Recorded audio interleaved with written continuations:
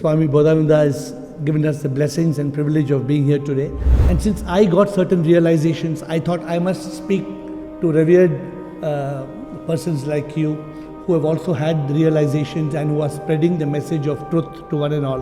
What is the main reason why people are caught in Dvaita? Traditionally, the answer is we all are suffering from ignorance. Like Bhagavad Gita says, only among millions one people will seek me, one person. Among them only one person will understand me. Among them one person will realize that I am one with him. I prayed to Shiva for 40 years. Then from Om Namah Shivaya, I went to Shivoham, Shivoham. Or Adi Shankara said, Chidananda Rupa Shivoham. Bhagavad Gita says, basically, you begin from the understanding that I am the body and the mind-ego complex. If I am not body, I am not mind, then who am I? Then who am I? Swamiji, what is the way to be liberated from karma? To understand you never did any karma. But my understanding is if you do good karma, then you have to come back as the body, mind, ego to get the reward for the good karma. Absolutely. I am an ambassador of happiness as you are an ambassador. So we are in the same boat. Yes. I say I am a wholesaler, dealer of happiness. I tell people don't try to become. Don't become happy. Be. Just be happy. With your blessings, maybe my effort, I am trying to help people to realize, but with your blessings and your good words. It will happen.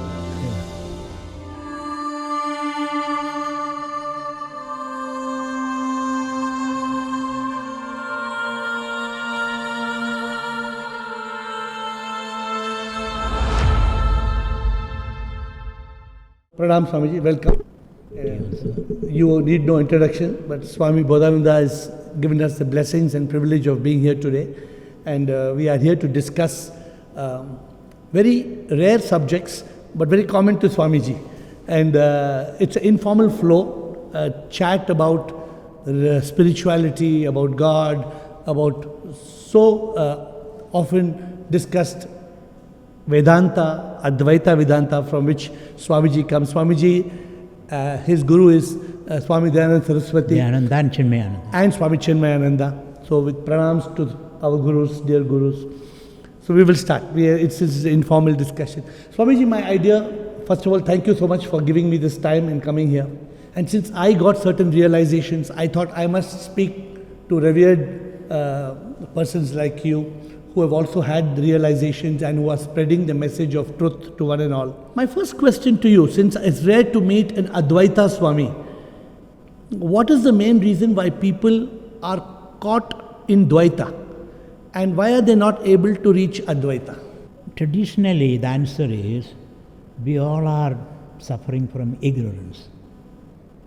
Because we focus on a particular interest or a point, and then we miss the whole picture. So Dvaita means missing the whole picture and focusing on a chosen theme or what interests you. As a result of that, you don't have 360-degree perspective. And that may help you in being very vigorous and active and achieve things. But at the end of the day, you feel, this is not what I want. So most of the people, 90%, 99%, maybe 99.99% are Dvaitins. Dvaitins or Visishta Dvaitins or like that. Only very few people. How many points of light do you need here? Only one or two to dispel the darkness. Very few people are really immersed in Advaita vision. And that is the way of the world. Like Bhagavad Gita says, only among millions one people will seek me, one person. Among them only one person will understand me. Among them one person, only one person will realize that I am one with him. Since you mentioned Bhagavad Gita, the Bhagavad Gita itself is confused as a text of duality and non-duality. So can you give me a little gyan on this? Because I struggle. See, finally, the Supreme is one. I prayed to Shiva for 40 years. Then from Om Namah Shivaya, I went to Shivoham, Shivoham. Or Adi Shankara said, Chidananda Rupa Shivoham. But for me, it was 40 years later to realize Shiva is inside. Even the Bible says the kingdom of God is within. But with all due respect, I bow down to the people who talk of the Bhagavad Gita, and they speak of how we have to go to Vaikuntha. Now, since you are an expert in the subject, how do we read Bhagavad Gita? As an Advaita text or as a Dvaita text? Bhagavad Gita has, of course, as you said, Dvaita implications, Advaita teachings, Vishishtadvaita teachings, and materialistic teaching also. Bhagavad Gita says, basically, you begin from the understanding that I am the body. I am the body and the mind-ego complex. That's how we are on the ordinary samsaric plane. And Bhagavad Gita says we have to accept that fact. Let's not ignore that fact. So as a body, mind, ego complex, you are a karta, bhokta, doer, enjoyer, Correct. producer, consumer. That is our present reality. That reality is not to be given up. You have to build an Advaita on that reality. How is that? So as a doer, enjoyer, you have Swadharma. Because you are part of a system, family, community, or the universe, you are part of that. So you have to discover what is your Swadharma, your unique passion, your unique purpose, mission in this world. And that is called Swadharma, where you can enjoy what you are doing, you are passionate about it, you can contribute something uniquely to the world. Having discovered your Swadharma through a process of trial and error, then you have to work. Swadharma means doing work, fulfilling your duties. You have to do your work or duties as an offering to the Lord. How do you start that? First, you don't react to the fruits of your action, because every action produces a result. A result can be success or failure. Failure need not be fatal, success need not be final. So, and we have no control over the outcome of our action. Though we have a little bit of control, but no final control, in the sense that many factors influence our action to produce a result. So we have to understand the fruit is in the hands of God, not in our hand. Karmanyeva adhikaraste ma bhaleshu kadajana ma karma phalahe durbu ma desangusto karmani. The same Bhagavad Gita says, nahi kachishtanam abhijadu tishtatya karma kruda. Not even a second you can remain inactive. If you are inactive, your brain become a devil's workshop. So then is it confusing or is it evolving? Evolving. There is no confusion. So therefore, you have to act in this world as part of the system. You give to the system and the system will give back to you, which is the idea of a yajna. Yajnarthat karmanonyatra. Logoyam karma bandhana. Tadartham karma kandeya. Mukta sangha samachara. And the yajna spirit is built into your system. Sahayajna prajasishtva purovaja prajapadihi. Anena prasavishyaddham. Esha vaha astu ishtakamatuka. So we have to work. Work cannot be avoided. But then you are taught to go from karma to karma yogi. Karma yogi. Correct? You become a karma yogi, but you don't give up karma. You cannot say, I have become karma yogi, I don't do karma. I do karma and I become a karma yogi. When you don't react to the fruits of your action. And have no expectation for the fruits of the fruits. You may expect, but you know I have no control.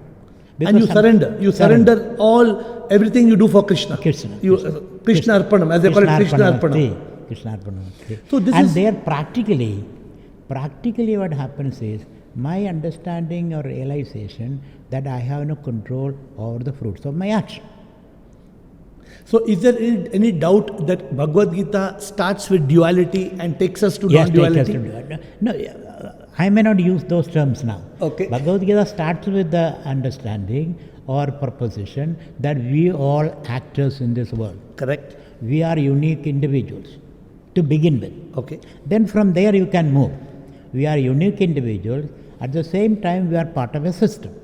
But it says that we are all Atma. It also says that, right? Later.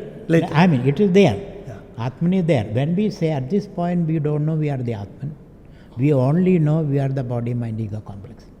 And then when he says, I am in each one of you. Yes, that will come later. Okay. I mean, there is a step-by-step okay. process here. So if when you when you got your realization, what was the method of getting your realization? Where did you get your spark? Where did you start?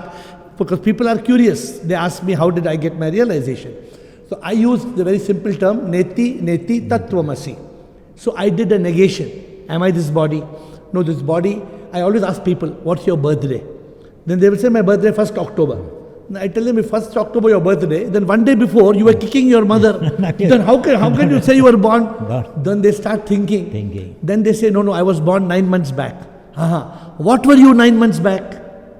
Because 9 months then back... Then they start thinking backward. There was no body. Then one day I tell them, one day, will you die? They say, yeah, I will die. No, you will not die. Only body will die. Body will die. So then my simple realization, to give you a background, then I want to hear from you. This body, it is formed in the mother's womb in 9 months, and this body one day will die, we will leave the body. And I tell people, mind, have you seen the mind? There is no mind. Mind appears as the thoughts, as the bundle of thoughts. Actually, if the mind is square, round, big, small, black, white, nobody has seen the mind. So my realization, Swamiji, I am not the body, I am not the mind. If I am not body, I am not mind, then who am I?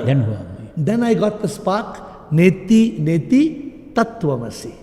That's how I got. So I want to know from you. Yeah, so how I understand it or experience it, I have not completed the story.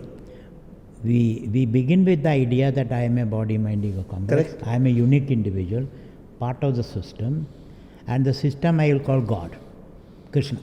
Krishna is the whole system, ecosystem, in which I am embedded as a body, mind, ego complex. Okay.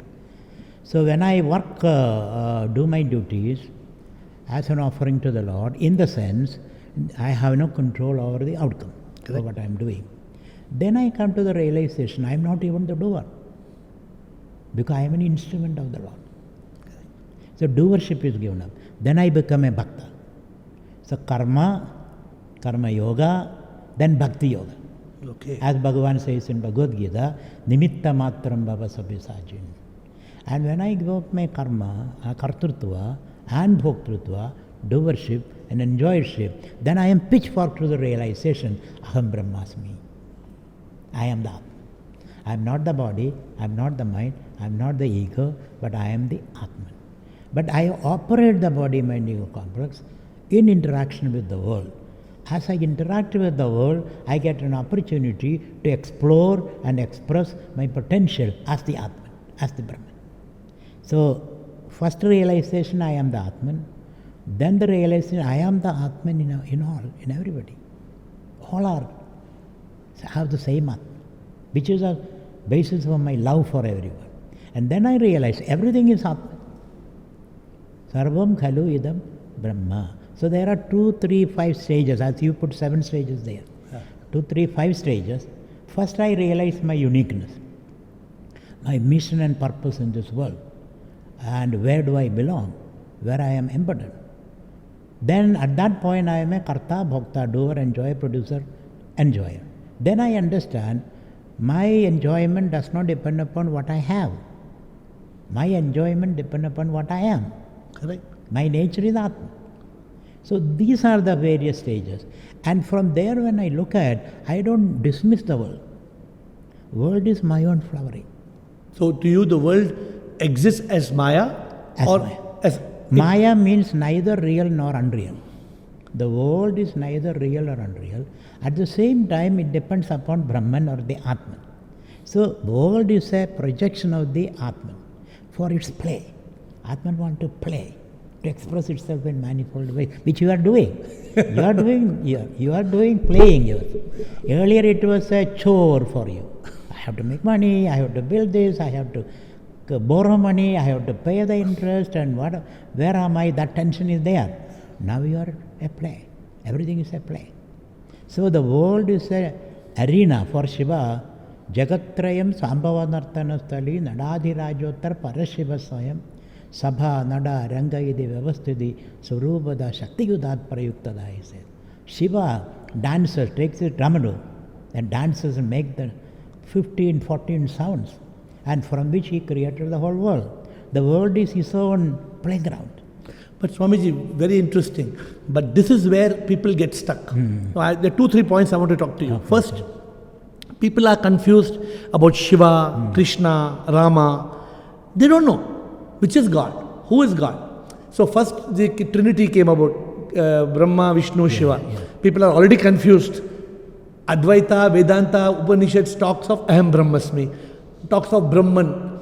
Now people are confused with Brahma and Brahman. And this further, suppose the Bhagavad Gita, with so much popularity of Krishna, everybody is thinking Krishna. And they are believing in the name and form of Krishna. How beautiful my Krishna looks, my chota black Krishna, the Bansuri, I want to build a cute little Krishna in my temple. And to me, this stops them from the realization. I'm sure you must have heard the story of Ramakrishna Paramahansa. When his guru told him that Kali Mata was coming, he told, take sword. Sword and kids. Correct? This is true. Right? So, unless we let go of the God with name and form, only then will we realize the real Brahman. I call this Brahman SIP, S-I-P. SIP means Supreme Immortal Power. Why, Swamiji? Because if you tell me God, straight away I will go to Shiva. 40 years I prayed to Shiva. If you tell a Krishna Bhakt God, straight away they go to Krishna. But it's common sense that there are not so many gods living in Swarga. There is one power. You may see Mount Everest from south angle or north angle or east angle. That power is one. So what do you feel? Is it not that religion is very good as a kindergarten? It teaches us bhakti, to pray, to believe. But ultimately, we have to leave religion and take spirituality to reach moksha. What do you feel about this duality? I don't think there is any contradiction. Okay. Just as you have Shiva here, and you are still a realized person. You can relate with that, and you can unrelate also. It is something like a wave and the ocean. When you see the wave, you are seeing the ocean. You are not denying the ocean. When you see the ocean, you are seeing the wave. You are not denying the wave. A pot and clay. When you see the pot, you are seeing the clay.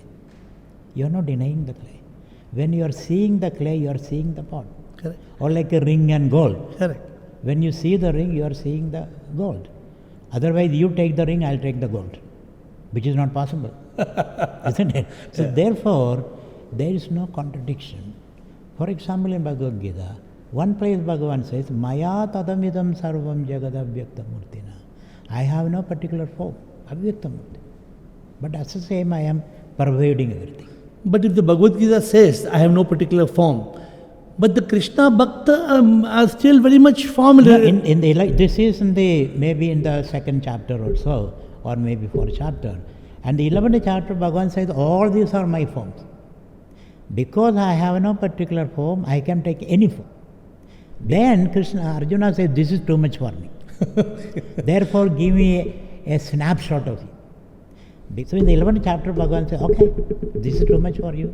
You are not raised to the level of freedom from likes and dislikes. That's why it's too much for you. Therefore, I give you one picture of mine. Shankha Chakra Gada Padma, Saumya Rupa. Go and put it in your puja room. But when Arjuna looks at this form, his mind runs to the Virat Rupa, the universal form. And beyond that he can jump. Just as when you see your wedding ring. For you it is a wedding ring, it is a ring as well as gold. Correct. For an ordinary person it is only a ring. For a goldsmith it is gold, ring and wedding ring also. Because he has talked to you. So how you look, it's how you look at it, at what level. So our complex mind can contain all the three dimensions of reality. They are not contradictory. For example, you are the person who dreams, you are the person who is in the waking state, you are the person who is sleeping, you are not denied. You are always there. So a complex, realized mind. So my whole challenge is how to help people reach the Chaturyam. What you are saying, the three states of consciousness. No doubt. What you're the simple idea of the ring is a beautiful idea, Yes, right? yes, yes. So, if you're familiar with Hindi or not so much? I can speak in Hindi, but I may not be able to speak. In Hindi, I tell people, मिथ्या का मतलब क्या है? दिखता सच पर वो ना है, जैसे अंगूठी दिखती अंगूठी पर सच में अंगूठी ना है। अंगूठी से अगर हम सोना निकाले तो फिर वो कहाँ है? सोना अगर निकल गए अंगूठी ना है, अंगूठी तो बस मिथ्या है। So this mithya, this whole universe, which is a manifestation of that one supreme, you, me, the butterfly, the bee, the tree, the mountain, the sea, everything is Prabhu, Prabhu, Prabhu, Prabhu. The challenge is to help people get there. And I'm finding people who are, bhaktas are plenty. Swamiji, is there any, limitation of bhaktas? No shortage. Oh, there are, out of 8 billion people, safely I can say 6 billion people pray to God.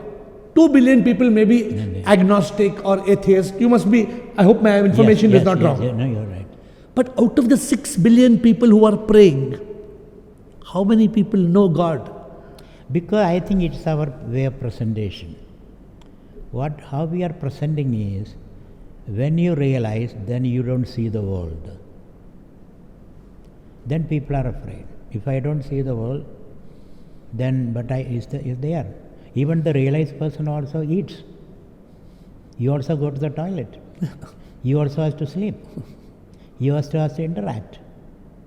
So therefore, in Mithya is not denial of the world. Mithya, the definition of Mithya, Sada Asadbhyam Anirvajaniya Mithya. Mithya is defined as neither real nor unreal. If you say it's real, I will say unreal. If you say unreal, I will say. It is a projection. It is a projection of appearance. It is an appearance of truth. So I take it one step further. That's my USP in Vedanta. My USP in Vedanta is the world is necessary for you to explore and express the Atman potential. Absolutely. Just like the river is necessary for the boat to go. Without the river, how can the boat reach the destination? But Swami, I want your help in, see, you're so awakened, enlightened. For example, let's take one more subject. The simple subject of karma. Many people believe, do good karma, we will get moksha. But my understanding is, if you do good karma, then you have to come back as the body, mind, ego to get the reward for the good karma. Absolutely. Unless you are a karma yogi, unless you do nishkam karma, or unless you reach that state where you are doing as an instrument. Correct. The pen does not create karma. Correct. Because it's only an instrument. So what is your clear understanding if you do good karma, you reach a heaven. That is what the scripture says. I have an experience. But do you believe there is a heaven somewhere, or you come back to the world to feel after heaven you will come back. Bhagavad Gita itself says that. Tetum bhuktva sargalokam vishalam chine punya martilokam vishanti. Which means that you will come back. Come back. Because your punya stock, the meter runs very fast in heaven, like in Las Vegas, If you go there and enjoy, there you cannot earn anything. In Las Vegas you don't earn anything, you only spend. In Swarga also you can earn punya. Whatever punya stock is there, you will spend it. How do I know that? Because the scripture says that. But don't you believe that heaven and hell may be symbolic, but in reality a child is born blind. That is hell, that is narka, is born here. So I wouldn't call a blind man in hell. He also has tremendous capacities. I have seen blind people. They are much more intelligent than us. They can do things. Their brain, compensate for the lack of their vision. So I may not agree with that proposition that blind people are in hell. They are not. Look at that famous lady, an American lady, blind, deaf and dumb. Yeah. She traveled all over the world. Helen Keller. So Swamiji, that's not everything we will agree upon. Yeah. Your idea that hell and heaven is here, I agree with that. Okay. It's your state of mind, how you process things. There's not one, we take aeroplane and we go to heaven, or we take helicopter and we go to But these are myths. Myths are very necessary for ordinary people. Ordinary people, you have to postpone things. If you do this, you will go to hell. If you do this, you will go to heaven. But in Vedanta, you should avoid doing wrong things, but as a human being it may not be possible all the time. Correct. We are made of a crooked timber, body, mind, ego complex. Correct. So you may do something wrong thing, then prayaschitta is there. Do prayaschitta, but try to do good action. But as an offering to the Lord. But Swamiji, what is the way to be liberated from karma? To understand you never did any karma. So therefore, it's back to the self-realization state, correct? That I am not this body, body will die. The mind and ego does not exist. Doesn't exist. It's avidya. Avidya. It is, and the moment we realize, so let me draw your attention to what I learned in the Katha Upanishad. You must be familiar with Yes, it. yes. So in Katha Upanishad, he tells only one of two things. Either there is realization or there is reincarnation. Nachiketa and Yama, the story. Yeah. So do you endorse this, that if there is no realization, then there is reincarnation? That's a logical position, because if you ask me, have you experienced your past life? Are you worried about the future life? I am not. No. But for logically, nothing can be completely destroyed. Nothing can be created also. So there will be past birth was there, future can be there. As a logical proposition, I accept that. And we have to go by inference. Inference. Nobody has seen God. That does not mean God does not exist. Like in gravity, when we throw the ball up, it comes down. Now, we have not seen gravity, but why is it coming down? Coming down. It is because some force. Some force. Even when you say nobody has seen God, nobody can objectively see God. Correct. But subjectively they have to experience God. So that's called God realization. God realization. Objectively, of course, not. Or you can say all this is God. That tree is God, you are God. But when my guru first time told me, in this table there is God, I told him, Dada, come on, don't joke. I had not realized anything. I told him, please don't joke. It's very complicated. Already to think that a soul is God itself is difficult. Now you are telling me this table is God. I was just flabbergasted. Then he told, one day you will realize. You will realize that. You know, I don't know if you heard, Swamiji, last 1 week back, 3 people from Kerala, they went to some Arunachal Pradesh, and they cut their hand, 3 people, and they killed themselves. Why? Because they want to experience what happens after afterlife. Afterlife? 3 people from Kerala. Oh my God. Now see how youngsters, he's a doctor, the man is a doctor, his wife also I think works. It just came in the news. He must be under the influence of some fake teacher, guru. That's also a big problem, Swami. You know that one guy in America, he took 700 people to Brazil or Bolivia and then told them the world is going to end. Therefore, before that you die. So you can go to heaven and all that. 700 people commit suicide. They commit suicide. Because there are fake gurus who will misguide you and tempt you, and there are people who buy that ideas also easily. It is very sad. Maybe after frustration or some other thing. So we cannot take them as the usual. It is unusual. So one is this fake guru. Second, this whole people, what you're saying, people talking about I can experience life after I had experienced. The moment you are dead, then you can't experience. How can you experience post-life experience and come back into the body? Those are reliving stories. They heard stories about post-death experiences. You know, there is a great big communist in Kerala called Krishna AiR. We are Krishna AiR. He was a minister in the first communist government in Kerala under EMS Namboodiripad. Then he became the Supreme Court judge also. Okay. And his judgments are very popular and famous because he writes good English. And he was an atheist. And his wife died. And he was inconsolable. He started approaching horoscope, consulting horoscope, approaching palm reading people and all those people. One of the persons said, I can make you speak to your wife. And he believed in it. So when you are emotionally disturbed, anybody can say anywhere to you, anything to you. So therefore those people, though they are intellectually very accomplished people, great lawyers, great experience, and atheists, but then emotional tragedy comes, then you are completely shattered. Anything can be sold to that person. So those are not our role models.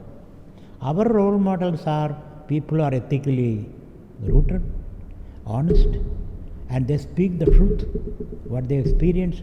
They should be our role models. We follow them.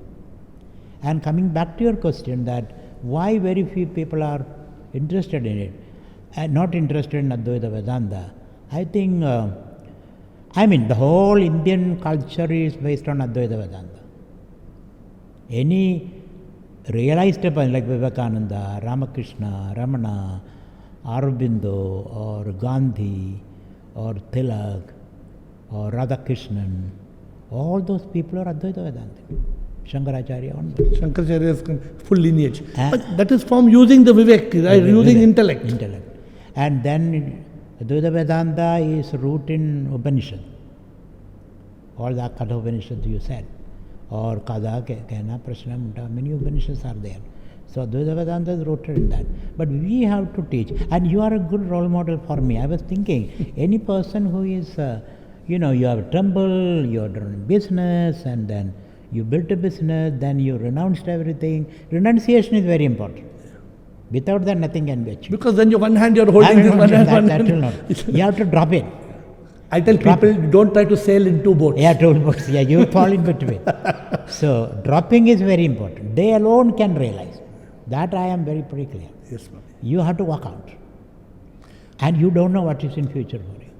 But people don't want to walk out thinking that this world is, there is no happiness in this state of spirituality. They don't understand what Ananda we enjoy. Ananda is. What happens you and me enjoy, the world doesn't, they don't even taste it. That's why we say happiness. I am an ambassador of happiness, as you are an ambassador. So we are in the same boat. Yes. I say I am a wholesaler, dealer of happiness. So tell us something about happiness. You tell me something about happiness. Happiness is, to me, or the Upanishads also, whether it is Vishaya Nishtam or Atman Nishtam is the question. We all are seeking happiness, no doubt. It's very easy to convince people. We all are happy. Because consumerism or bhoga life, it has got a diminishing marginal utility. Correct. The more you have, the less you get. Isn't it? And then we come to the philosophy, the less you have, the more you get. LM and ML. The less you have? The less you have, the more you have, the more you get. The more happy you are. Yeah. Because you're content, you have contentment. So, first of all, we have to convince people we all are seeking happiness. Whether you're a Buddha sitting under a tree, or a multi-billionaire sitting in your corporate office, or a beggar crawling on the road, or somebody sitting in the prison, wherever you are, or in the parliament, because people move from prison to parliament, parliament to prison. Wherever you are, or then to the hospital. So wherever you are seeking happiness. But happiness is not a pleasure. Pleasure is when you indulge in a desire. Desire, the root of desire is self-ignorance. So we have to distinguish between happiness and pleasure. Most of the people are seeking pleasure. I give you one laddu, you feel laddu melt in your mouth, you feel happy. Second laddu, less happiness. Third laddu, fourth laddu, fifth laddu become a cannonball. Very easy to convince people that your bhoga sudha declines. So what is your formula of happiness? Yeah. So happiness is when you reflect on your desire, not indulge in your desire. You reflect on your desire. Don't give up desire. Reflect on that. Take a pause, rather than immediately jumping into that. So when you reflect on your desire, you become the Sakshi. So you enjoy the desire without sinking into the desire. And then some of the desires will drop off. Some of the desire you can postpone. Whatever balanced desire remain, through your karma you can fulfill it. But then you realize, by fulfilling your desire, you are not going to be happy. Correct. Then another desire will come. Therefore, happiness is when you are in a contemplative state, you abide in yourself. So happiness is self-referral, not object-referral. So some people are trying to become happy. I tell people, don't try to become. Don't become happy. Just be happy. Because when you try to become happy, you are postponing happiness. Happiness postponed is happiness denied. Not only that, there is an assumption that at this point I am not happy. If at all you have to be happy, you have to be right now. Swamiji, the biggest thief of happiness is our mind. Mind. And people are trying to give so much importance to mind. Their mind is everything. No, mind is creating fear, worry, stress, anxiety, regret, shame, guilt. All this is caused by the mind. If you are able to still the mind, if you are able to move into chitta, consciousness, then you enjoy a different type of ananda. Yeah, the solution for that is you watch your mind. You watch your mind. When you watch your mind, the mind will calm down a little bit. It becomes conscious, the mind. And that watchfulness is what is called detachment. I watch my mind and its vagaries. And I may introduce some values. Because mind manifests only in relationship. If you are not in relationship, mind doesn't manifest. Because when I look at you, you look at me, in that space mind manifests. When I look at this table, there is very little mind manifesting. Because the table doesn't look at me. There is a monological relationship. Here it's a dialogical relationship. So, in a monological relationship, I don't feel jealous of this table. Correct. But I can feel jealous of somebody else. So, in the interactive spaces, mind manifests. There you have to introduce the values. So, when there's Advaita, when the oneness comes, then you Then mind is expression of consciousness only. Correct. It becomes conscious. Mind, it transcends mind into consciousness. The only thing I am trying to emphasize here is, we have to think in terms of the world is not completely non-existent. That idea is not. It is an ideology. But it is a leela, no? It is a drama. It's a leela. Drama. It is happening.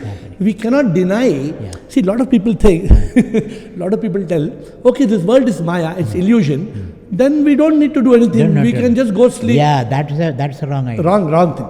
So therefore, each of us has our karma. We have to fulfill that till we transcend the karma. Only then that's concept of moksha.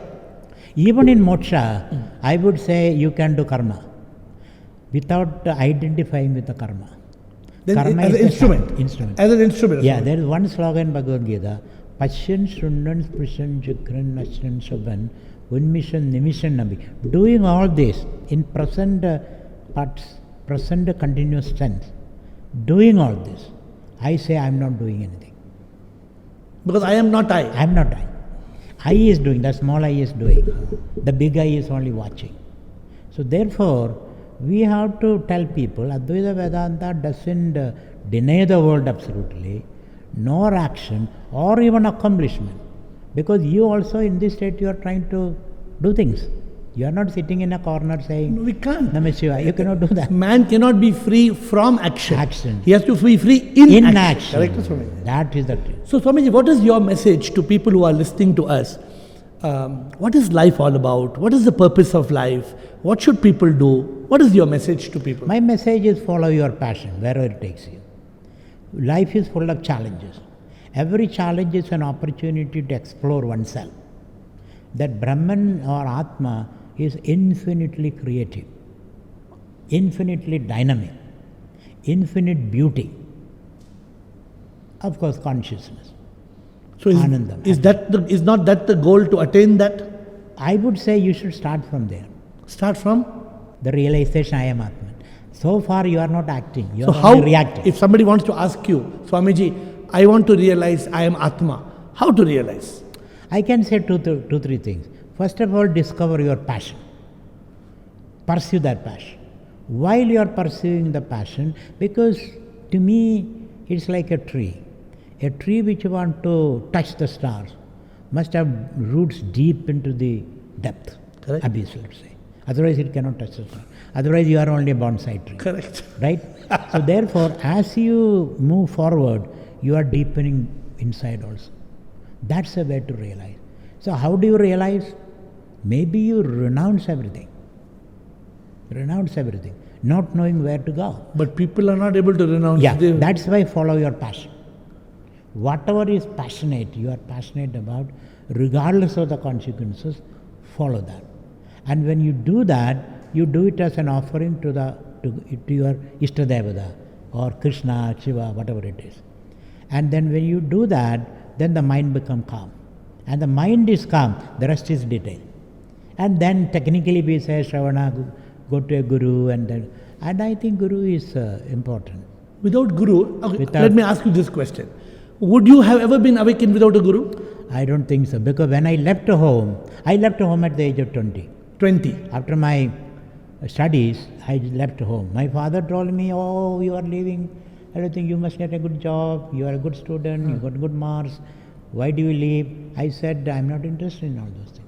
And you went into spirituality at a young age only? Very young age, when some 14, 15, I left home again at the age of 14. 14. Because I picked up a quarrel with my father.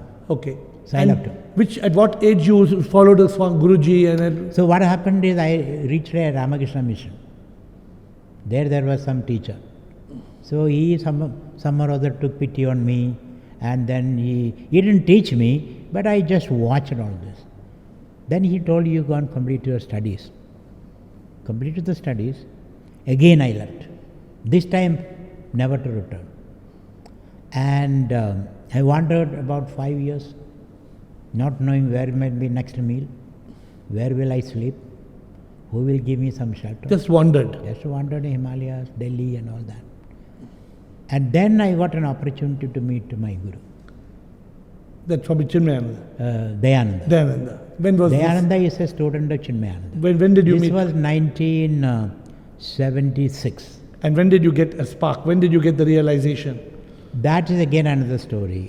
Earlier I was not interested in Vedanta because this teacher was teaching me Vedanta. I didn't go to him as a Shishya. I went to him as a questioning person. I wanted to question. And he entertained me. So for 1 year I found it very difficult to understand. The world is Mithya and this blah blah, all that. I didn't understand that. But one thing I was fascinated, that everything is one. That idea I was strolling in Bombay, not knowing, I'm not interested in this Vedanta nor in any other thing. What am I doing? Then I thought, if everything is one, I can drink this gutter water. So I took a handful of gutter water and drank it. Shivering of malaria. 6 months. 6 months malaria. At that time, I used to some or other develop a liking for Shivalingam. So I kept a Shivalingam on the window sill, where I turn my head there and sleep. Every evening, fever and wild dreams, and I'm walking through forest, through fire, climbing mountains, flying, and all that kind of things. One day, suddenly what happened was, the window swung open like a great hail or storm, and Shiva comes. And with his trident, split my heart. Okay. And something escaped from there. And Shiva left. Okay. I told, don't go, but he left. Yeah. I think my awakening started from that point. At that point.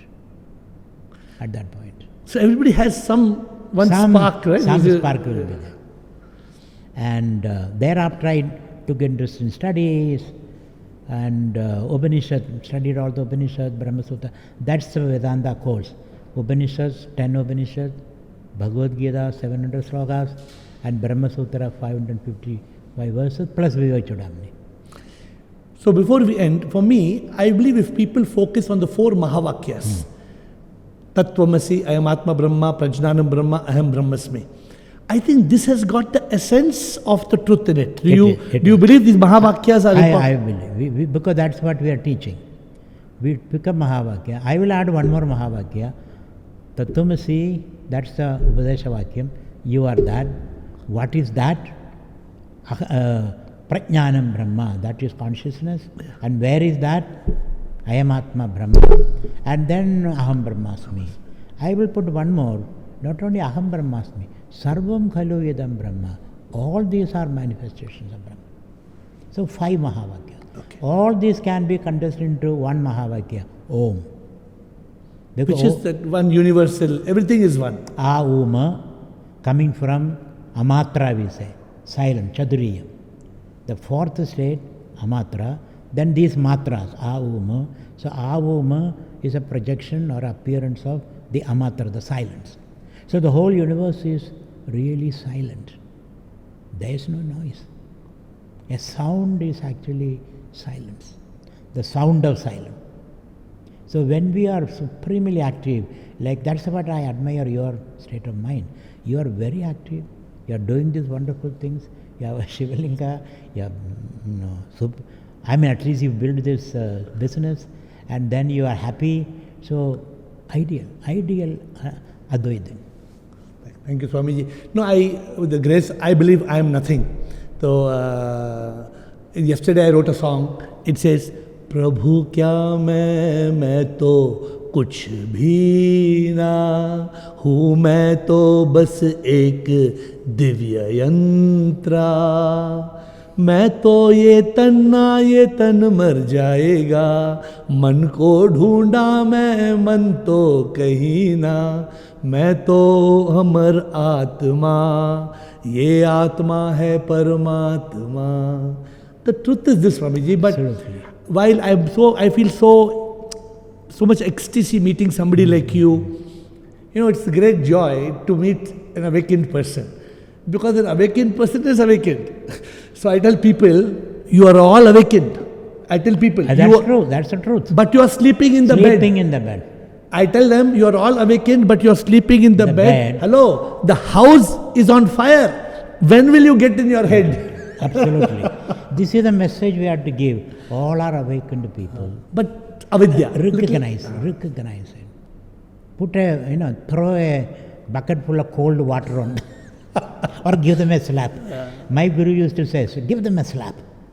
Or you say, undress and embrace. Shut up and get out. Those kind of shocking statements will pull them out of their slumber. So I'm going to give you a few books. I wrote this book for me. Okay. One book, it's on spiritual awakening. Spiritual awakening, yeah. And this, the Purushartha. Oh, remember, I've changed it slightly from Dharma, Artha, Kama, Moksha. I tell people, you learn, you earn, then you burn, and you return. Very good. So I tell people, you must learn, earn, burn, then you must yearn. Then you must yearn for the divine and not return. So this is the... There is no return. Yad gatva nivartande. Reaching there is no return. Yeah. So this, I'm going to give you some of... Then Shivoham. This book is the book on how Shiva is inside. God is everywhere. Yeah. And this is Neti Tattvamasi. Okay. How to attain that state of Mukti. Mukti, freedom here, okay. And God is not God. Oh, God is Sip. God is Sip, a supreme immortal power. Then what is the truth of rebirth? Oh, okay. Mystery solved. Okay. Then Satchit Ananda. Oh, wonderful. And the soul. What is the soul? S-O-U-L. I say soul is a spark of unique life. Many people, they are confused. My soul and your soul is one. Yes, Baba, my soul, your soul is coming from one source. One soul. But if you die, your soul will leave. My soul is still inside me. So I gave a spark of unique life. Then Vedanta also says, your soul is only a reflection of the higher soul. Correct. Example given, a bucket of water. The sun reflects in that. If you pour that water, the reflection also goes. But not the sun. Sun remains. That example is given. Well, there are so many beautiful examples, Swami, in the scripture, in the Vedas, Upanishads, and the Gurus. They have given such good. Like the Viveka Chudamani or Aparoksh Anubhuti. But people are not able to understand, because what you said, also one big problem, wrong interpretation by some Gurus. Some Gurus, they confuse people completely. I tell you, when you say people will understand and believe, why do you say? You are active, you build things, and still you are rooted. With your blessings, maybe my effort, I am trying to help people to realize, but with your blessings and your good words. It will happen. And for us, everybody is realized anyway. So we are not in a hurry. We can go hasten slowly. We can do that, and we don't see any problem, because there is only Atman, there is only Brahman. With that gives us the confidence, and the firepower also. And it is a cryogenic energy, cold energy, so that very efficient. So we are not trying to hurry. Slow and steady. Because you are in consciousness. Swami. So I tell a person like you, even if you are the shaitan, you will not see the shaitan. No. You will see the Only Bhagwan. Bhagwan only. Because you are seeing with a different paradigm. If a realized person is wearing green glasses, for example, everything is green. But the person who has not realized, for him, white, blue, green, blue and all that. they're all Dvaita, there's all these different things. I'm really happy, I'm honored to interact with you.